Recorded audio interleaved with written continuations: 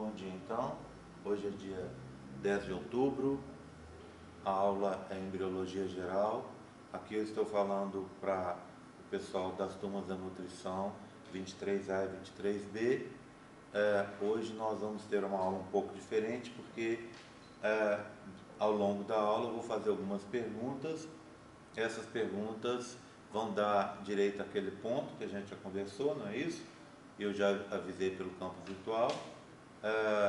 Vocês vão anotar as perguntas, anotar as respostas e colocar até sexta-feira no campo virtual. Tá combinado? Até sexta-feira, 23h59. Bem, quero começar então o que a gente falou por enquanto. Foi sobre o transporte de gametas e o processo de fecundação propriamente dito. Bem, ainda estamos no processo de fecundação, tá? A gente chegou até a ligação do espermatozoide com a zona pelúcida. O que vem depois é uma coisa que a gente chama reação acrossômica. O que seria essa reação acrossômica? É a liberação do conteúdo do acrossomo no coquetel enzimático, e esse conteúdo do acrossomo, ao ser liberado, ele vai abrir um buraco na zona pelúcida, permitindo com que os espermatozoides possam atravessar a zona pelúcida e alcançar o espaço perivitelino, que é aquele espaço entre a zona pelúcida e a membrana plasmática do ovócito 2, tá? Então a primeira pergunta é a seguinte: eu preciso que vocês descrevam para mim o que é reação acrossômica.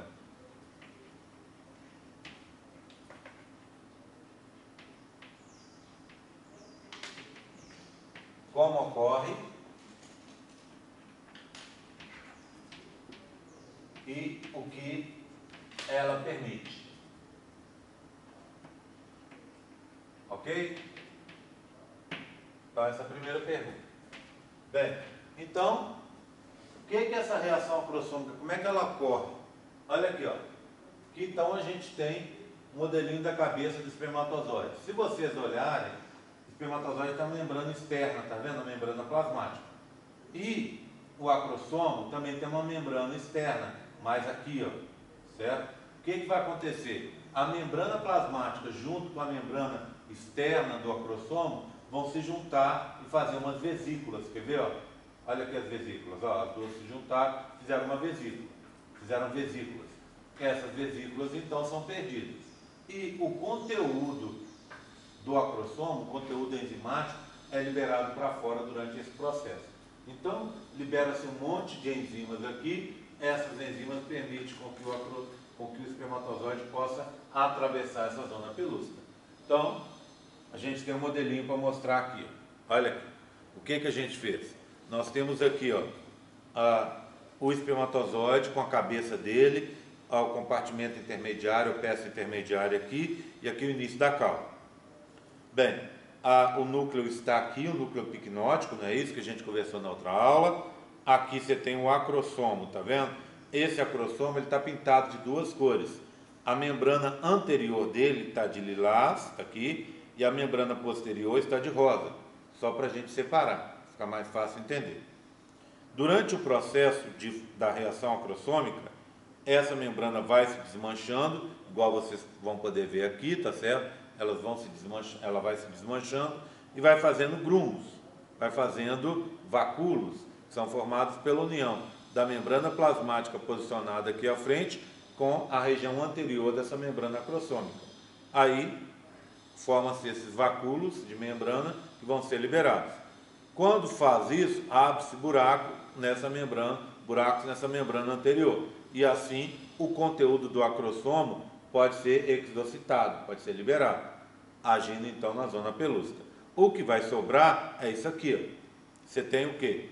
Agora a cabeça do espermatozoide fica meio achatada. Por quê? Porque ela perde essa região anterior aqui. Então, à frente do acrossomo, essa membrana lilás vai ser perdida, ficando só a região posterior. que vai fazer o fechamento da cabeça do espermatozoide, já que a frente também do espermatozoide, essa membrana plasmática, é perdida, tá? Então agora nós vamos fazer assim, vou passar o modelo para vocês dois olharem, vocês olhem aqui, quando chegar aqui você passa para as meninas, por favor, vocês olhem e pode deixar na mesa de vocês, tá? Eu vou tirando daqui e a gente vai levando para a mesa de lá, combinado? Tá? Bem, então vamos lá.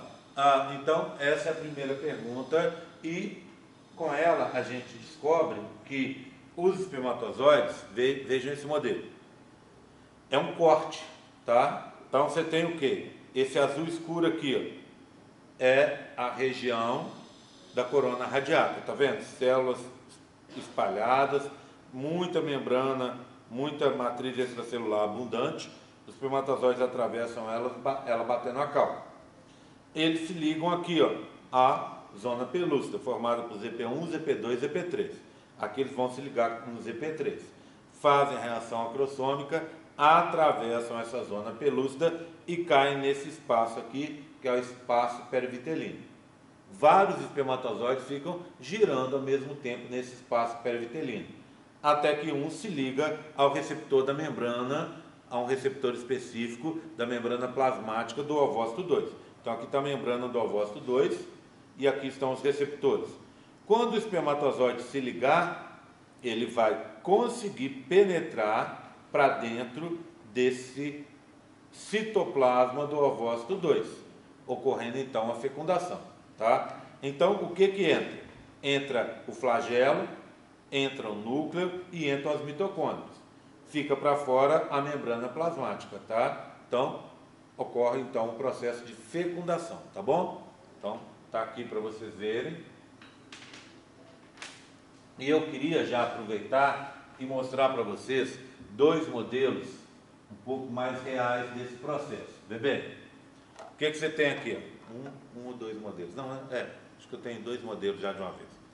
Essa aqui é a estrutura mais real, mais próxima do que a gente vê, né? Então você tem as células da corona radiata, que estão aqui nesse azul, a zona pelúcida, que está em vermelho, tá? E aqui, ó, nós temos uma célula grande, tá vendo? E uma célula pequena. Essa célula pequena, indicada em laranja, é o polócito 1. E essa célula grande aqui é o ovócito 2. Se eu olhar dentro, eu vejo o seguinte: uma célula estacionada em metáfase 2. E essa célula tem como característica a presença de vários grãozinhos aqui, ó, vários vacúolos cheios de enzimas. Esses vacúolos cheios de enzimas a gente chama grânulos corticais. E eu vou falar deles a seguir, tá bom? Ok? Então, tá aqui.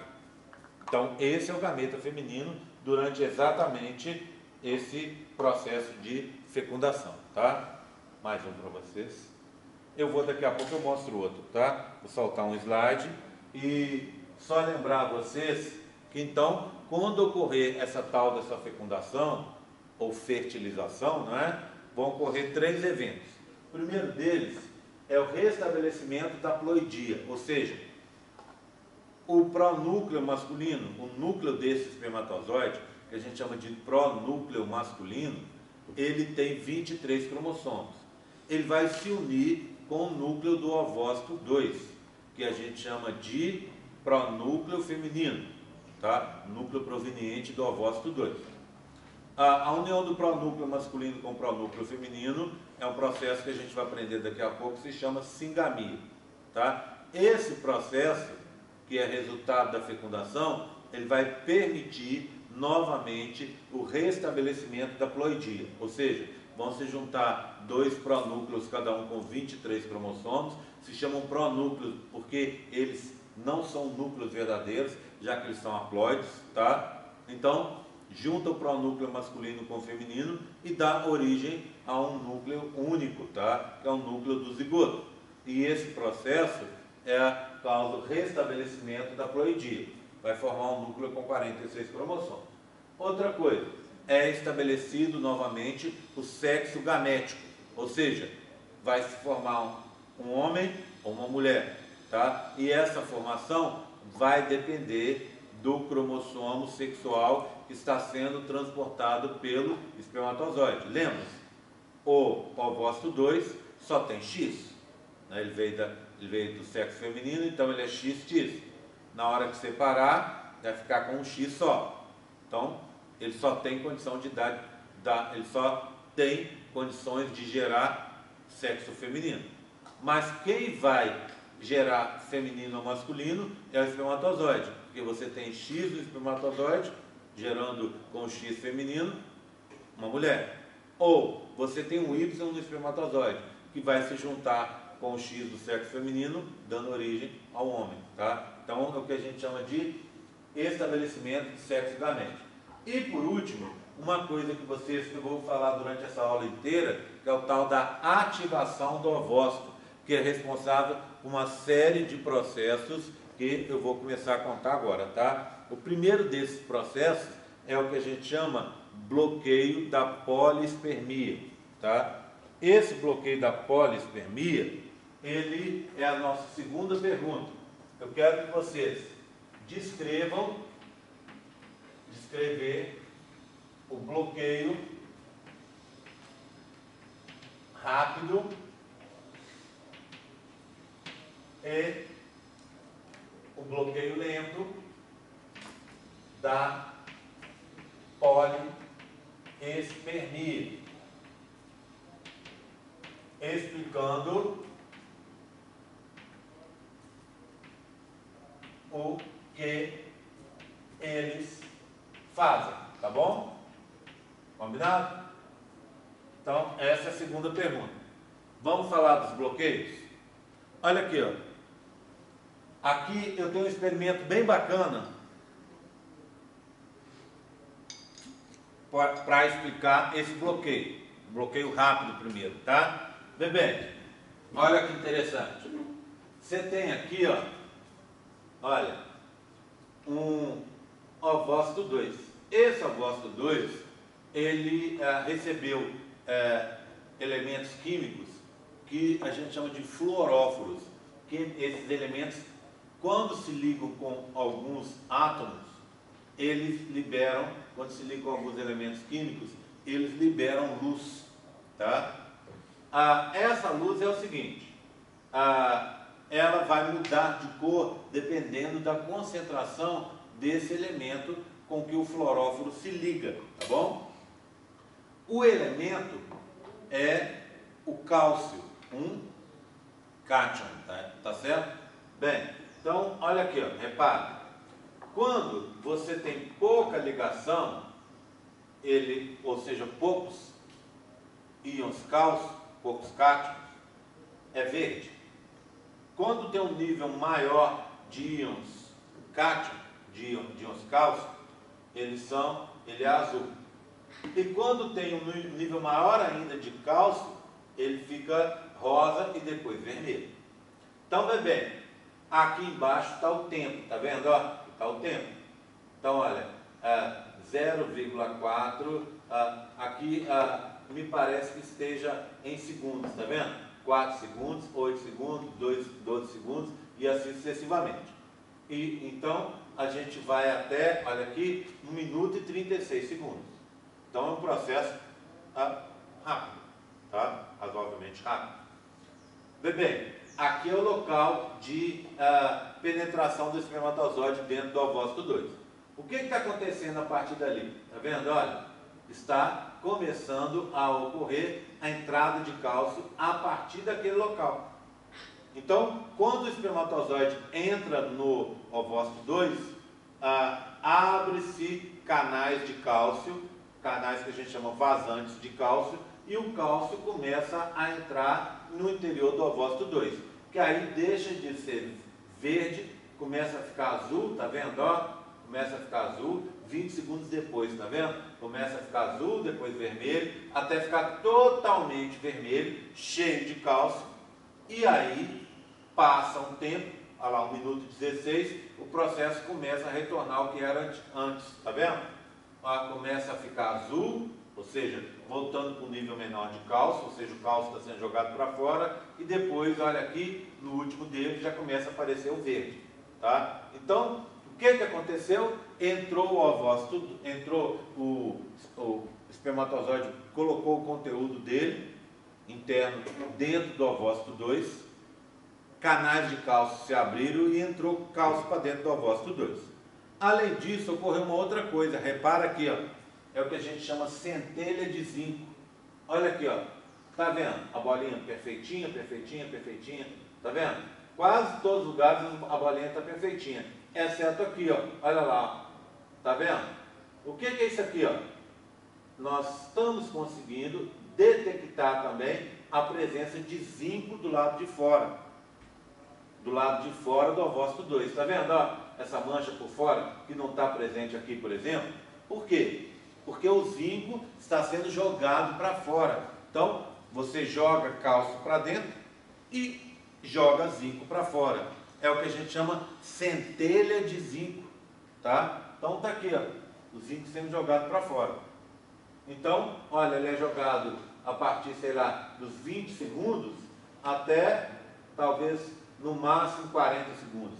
Tem 20 segundos em que o zinco é jogado para fora. Essa centelha de zinco também é um dos responsáveis, é uma indicativa desse processo do bloqueio rápido da poliespermia. Já vou te atender. O que esse bloqueio significa? Significa uma alteração das cargas de superfície do ovócito 2. Quando você faz essa alteração de cargas, você altera as moléculas que estão ali. Vocês viram aí desse modelo em que tinha o ligante do espermatozoide presente na membrana plasmática do ovócito 2? Quando você faz essa modificação de cargas, ou seja, entra cálcio, deixa o interior mais positivo e sai um pouco de zinco, você altera o padrão de cargas. E alterando o padrão de cargas presentes na membrana plasmática, esse receptor que vocês estão vendo aí fica escondido. E ele vai ficar escondido, vocês viram aí, ó, por cerca de um minuto e pouco. Enquanto ele fica escondido, nenhum espermatozoide pode se ligar à membrana plasmática do ovócito 2. Então ocorre o primeiro bloqueio da poliespermia. O que seria essa tal da poliespermia? Poli é muito, espermia vem de espermatozoide. É um bloqueio feito para se evitar a entrada de mais de um espermatozoide ao mesmo tempo dentro do ovócito 2. Evita então uma fecundação dupla, que para a espécie humana, na maioria dos casos, resulta em desastre, morte do ovócito 2 e o processo se encerra por aí. Tá? Tua pergunta. É o verdinho do lado de fora, tá vendo? Para mostrar essa, que eles chamam de centelha, né? Centelha é como se fosse um flash, sabe quando o fogo dá só uma coisinha assim, né? Então isso é uma centelha de zinco, tá? Ok? Tudo bem? Então você bloqueou a entrada de outros espermatozoides.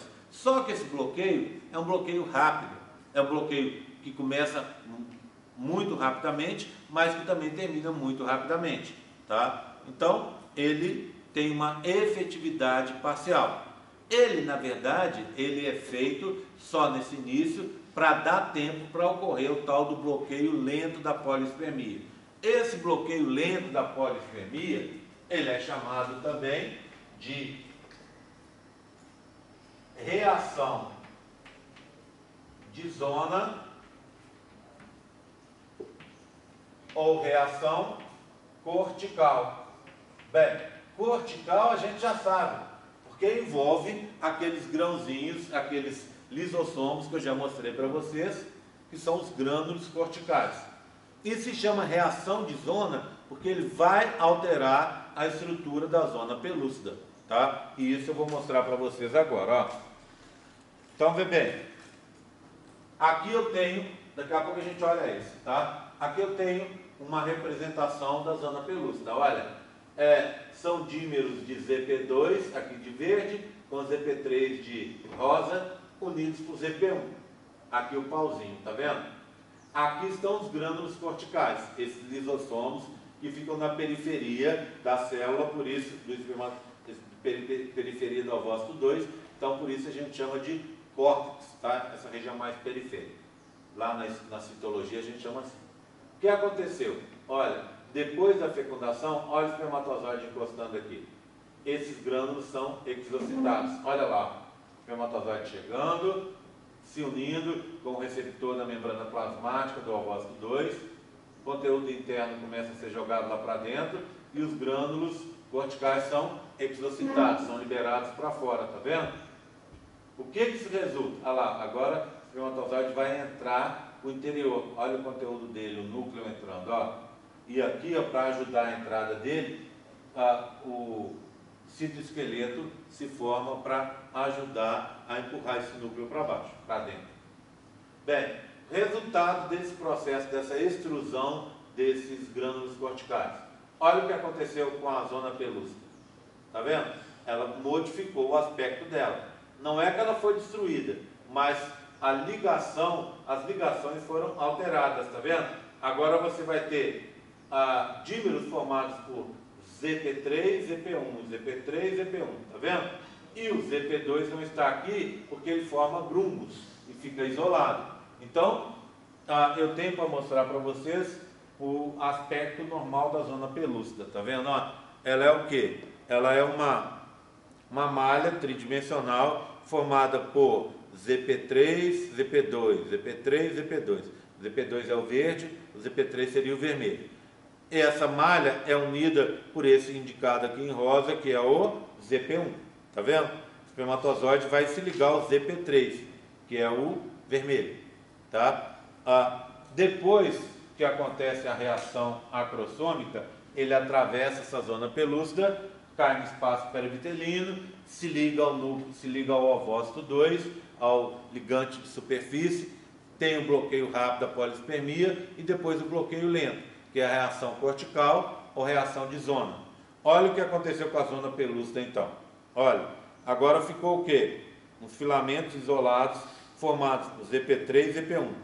E o ZP2 formou grumos. Então, o espermatozoide agora continua se ligando ao ZP3, mas por esse formato ele vai ter dificuldade para atravessar essa região, tá? Por esse formato que colocou aqui. Lembra que você tinha um filamento tridimensional, estruturas tridimensionais? Ele tinha onde se escorar para conseguir entrar. Agora, como está tudo solto, ele tem dificuldade para atravessar e aí você tem um bloqueio definitivo da polispermia, ou seja, nenhum outro espermatozoide vai conseguir atravessar essa zona pelúcida, tá? Bem, você pode estar se perguntando, mas e se dois espermatozoides atravessarem ao mesmo tempo? Isso é possível? Pode ser que aconteça. Se isso acontecer, o ovócito 2 entra em apoptose e o processo não segue para frente, tá? Bem, mais um modelinho daquela série, olha. Agora o que eu tenho? Menos células da corona radiata, porque essas células são perdidas ao longo do tubo, né? Da tuba uterina. A zona pelúcida está mais à mostra. Eu tiro aqui e vejo lá dentro o quê? Vou ver uma coisa diferente. Aliás, já começa aqui, ó. Olha, um espermatozoide está aqui, ó. A cabeça dele está aqui dentro, tá vendo? Ele está atravessando a zona pelúcida, tá? Então, essa aqui é uma representação do que a gente chama reação acrossômica, não é? Aqui dentro, vários espermatozoides nesse espaço, que é o espaço que a gente chama perivitelino, ó.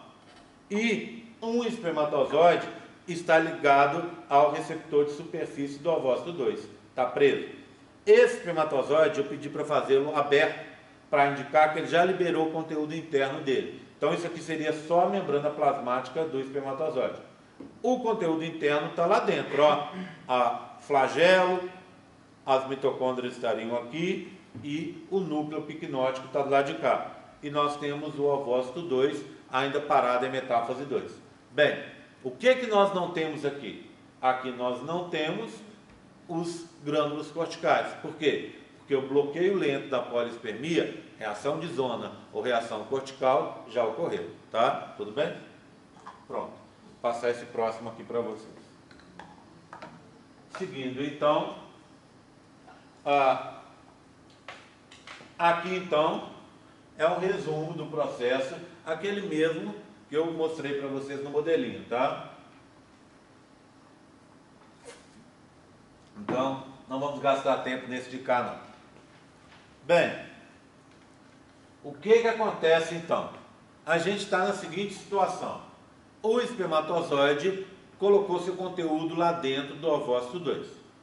Tá? O que você vai formar agora? Uma célula que se chama óvulo. Tá? Esse óvulo, eu vou pedir na terceira pergunta, 3, que você diferencie óvulo de zigoto, tá? Você vai falar sobre as diferenças do óvulo e do zigoto. O que é um óvulo e o que é um zigoto. Bem, vamos lá. Então, está o conteúdo interno do espermatozoide lá. Esse conteúdo vai ser todo destruído, todo, exceto o núcleo picnótico, tá? Esse núcleo picnótico estava muito condensado, ele vai perder as protaminas. Lembra das protaminas? Aquelas proteínas bem pequenininhas, com carga positiva, que vão condensar, compactar bastante o DNA. Perde as protaminas, volta a ter estonas, e aí o núcleo começa a se descondensar, o núcleo masculino. O que vai acontecer então? Nesse momento você vai ter uma célula com 2 pronúcleos, com cada um com 23 cromossomos, pronúcleo masculino, pronúcleo feminino, tá? Então essa célula é o que a gente chama de óvulo. Então, se eu for olhar, eu vou ter a seguinte situação: eu vou ter menos células ainda da corona radiata, zona pelúcida mais exposta, tá? Aqui você vai ter lá dentro, olha aqui, ó, uma célula grande que a gente conhece já, tá? Mas que agora ela vai mudar de nome, a gente vai ver, tá? E aqui já uma grande diferença. Olha, eu tenho o polócito 1 e o polócito 2, tá? Estão aqui, ó. A minha quarta pergunta é: eu quero que vocês comparem os polócitos 1 e 2 quanto a sua ploidia e concentração de DNA. Tudo bem? Vocês estão vendo que agora vocês vão responder 2 perguntas ao mesmo tempo, né? Ainda não acabou de responder a 3, mas eu já coloquei a 4 aí, tá? Bem, então aqui está o polócito 1 e o polócito 2. Qual que é a diferença? Lembra, o polócito 1 é formado ao final da meiose 1, divisão reducional. Então ele é uma célula haploide. Para que ele vai servir? Ele vai servir para descarte do material genético, não é? Por enquanto. E daqui a pouco a gente vai aprender uma outra função dele. O polócito 2 se forma ao final da meiose 2. Na meiose 2 entra uma célula haploide, ou entram 2 células haploides, né? Que seria, no caso, o ovócito 2 e o polócito 1, tá? E vai sair o quê? Vai sair células haploides também, tá? Então, essa célula aqui, o polócito 2, igual ao polócito 1, ele é haploide. Mas você se lembra que na meiose 2 ocorre separação das cromátides irmãs? Então, em relação à concentração de DNA, ele tem metade do que o polócito 1. Então, ploidia igual, concentração de DNA diferente, metade no polócito 2 do que o polócito 1. Vamos olhar lá dentro então e ver o que aconteceu? Olha aqui, ó. O que eu tenho agora? Os 2 pronúcleos, o masculino e o feminino. Então, uma célula com 2 pronúcleos a gente chama de óvulo, tá? Ela se forma mais ou menos logo depois da fecundação e vai perdurar aí entre 12 e 24 horas. Então a duração dela, a durabilidade dela é pequena, tá? Pronto. Por que é pequena? Porque imediatamente após a sua formação vai começar o processo que a gente chama de singamia. O que é singamia? Singamia é a união dos pronúcleos, tá vendo? Sim quer dizer aproximação, gamos, gameta, aproximação dos gametas. Singamia também é chamada de cariogamia. Cariogamia é o quê? Gamos poderia ser gameta também, né? Mas gamos pode querer dizer também casamento, tá? Cário, núcleo, casamento de núcleos. Então, singamia e cariogamia é esse processo de aproximação dos núcleos. É o que eu tenho para mostrar aqui para vocês. Vê bem, ó. Repara, um outro modelinho, ó. Olha aqui. Menos células da corona radiata do que os anteriores. Zona pelúcida. Aqui, ó. Abrir. Tem a célula gigante, não é isso? E os dois polócitos. Polócito 1, polócito 2. Essa célula gigante, quando eu abro e vejo lá dentro, olha, eu tenho os cromossomos, vamos dizer assim, que vieram do espermatozoide, que estão em lilás, e os cromossomos do antigo ovócito 2, que estão em branco. Tá vendo?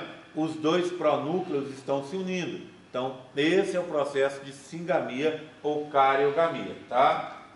Quando acontece isso, imediatamente a gente para de falar em óvulo e passa a falar de zigoto. Então, o zigoto é isso. É uma célula onde está se restabeleceu a ploidia, tá? Por causa da união dos cromossomos masculinos com os femininos. Vou passar mais um modelo para vocês. Oi. Oi? Porque vários espermatozoides entram ao mesmo tempo no espaço perivitelino, tá? Só que só um vai conseguir fecundar, não é? Bem, tranquilo. Mas agora acontece uma coisa bem diferente. Presta atenção. Olha aqui. Lembra da história de pareamento de homólogos? Quando eu falo para você, ocorre pareamento de homólogos, você pensa imediatamente no quê? Meiose, não é? Os homólogos ficam pareados, depois você separa um representante de cada par. Então isso é um evento característico da meiose. Mitose, que é uma divisão simplificada em comparação com a meiose, na mitose isso não acontece. Exceto uma única vez, que é agora. É o processo que a gente chama de anfimixia. O que é anfimixia? Anfi, duplo. Mix, mistura dupla. Ou seja, depois da cariogamia vem a anfimixia. Os cromossomos masculinos, indicados aí no modelo em lilás, vão se parear com os cromossomos femininos, indicados no modelo em branco. Um par, quando se forma, indica para a célula que está tudo bem.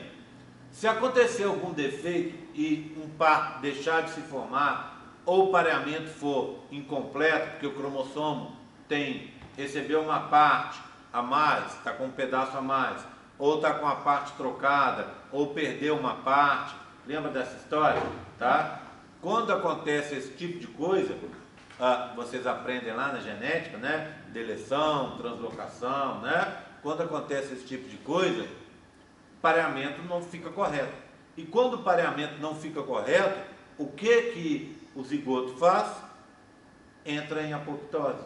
Então, é uma forma de você evitar síndromes genéticas. Claro que não é 100%. Várias síndromes ocorrem, tá? Mas, segundo os estudos, a maioria das síndromes é evitada nesse momento. Por isso que as síndromes genéticas na espécie humana não são tão comuns, por causa da tal da anfimixia. Tudo bem, entenderam? Tá? Então, para mostrar para vocês, olha aqui, na anfimixia então, no modelo da anfimixia, olha, menor quantidade de células da corona radiata até agora, zona pelúcida exposta. Dentro do espaço perivitelino você tem os polócitos 1 em laranja e 2 em azul, tá? E lá dentro você tem um núcleo, agora único, com os cromossomos pareados. É o núcleo do zigoto e o que está acontecendo é o processo da anfimixia, tá? Para verificação se está tudo correto para conseguir chegar à frente. Tudo bem? Tranquilo? Tá? Anfimixia. Bem, então, o que nós vimos até agora? Olha aqui, ó. Ativação do ovócito 2. Resultou no aumento dos níveis intracelulares de cálcio e extracelulares de zinco, né? Que não está aqui. Reação cortical, bloqueio lento da polispermia, término da meiose, com formação do óvulo, do núcleo do óvulo e do colócito 2, né? Está aqui, ó, corpo polar 2 ou colócito 2, formação do pronúcleo feminino também está aqui, tá vendo? E cigamia, fusão dos pronúcleos e depois a anfimixia. Então já falamos sobre isso, né? Oi. Como que chama essa cavidade aqui mesmo? Espaço perivitelino, tá? A ocorrência de erros nos cromossomos, tá? Bem, então a ativação do ovócito 2 leva a esses processos que eu já contei para vocês que a gente está falando, tá? Bem, seguindo, só para gente, antes da gente encerrar e passar para a fase seguinte, que é o que a gente chama de clivagem, eu queria contar para vocês que a tal da fertilização, que a gente está falando há uma aula e meia, né? As aulas da semana passada, então seria uma aula, mais 2, 3, a gente está na quarta aula terminando uma quarta aula agora, falando de fecundação. Por quê? Porque é um processo extremamente importante, né? Essa fecundação, ela é uma mistura de seleção. Por quê? Porque os espermatozoides mais bem formados, geneticamente, fisiologicamente, bioquimicamente, morfologicamente, são aqueles que fecundam. Só eles que têm chance, tá? É um processo de seleção de espermatozoides. Ela envolve o que a gente chama de corrida de espermatozoides, que envolve uma seleção. E óbvio, na parte feminina, você também tem uma seleção. Os ovócitos que vão chegar lá são os melhores, tá? Então, é seleção. Mas, a gente não pode pensar em só seleção. Por quê? Porque senão, ficaria uma coisa meio sem sentido. Você formou 250 milhões de espermatozoides para o começo do processo de transporte de gametas. Então, 250 milhões de espermatozoides são depositados no fundo da vagina. Para sobrar só 50 para fecundar, então, algumas pessoas poderiam pensar, desses 250 milhões eu só tenho 50 bons, o que não é verdade. Na realidade, você tem centenas, milhares, centenas de milhares, milhões de espermatozoides que são tão bons quanto aquele que fecundou. Mas o que fecundou, diferente dos outros, ele é um espermatozoide de sorte. Então, o processo envolve acaso mais seleção. Tá? Ok? Tudo bem? Bem, então a gente termina oficialmente agora com a fecundação, tá? Lembrando que é um processo que ocorre aqui, na região da ampola, né? Forma-se o óvulo, forma o zigoto dentro do primeiro dia e depois esse zigoto ativado vai sofrer uma série de divisões celulares rápidas, que é o processo que a gente chama de segmentação ou clivagem.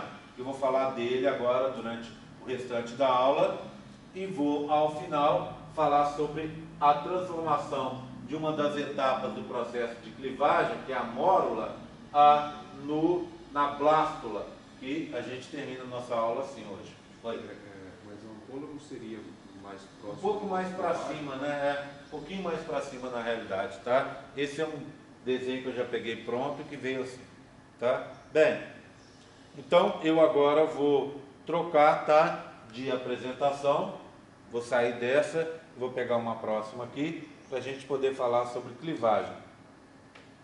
Agora é uma apresentação do Prezi.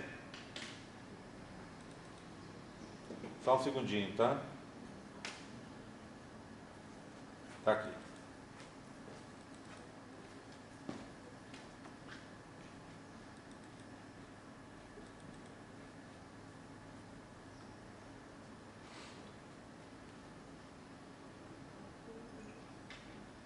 A próxima pergunta é a seguinte, gente. Eu quero que vocês expliquem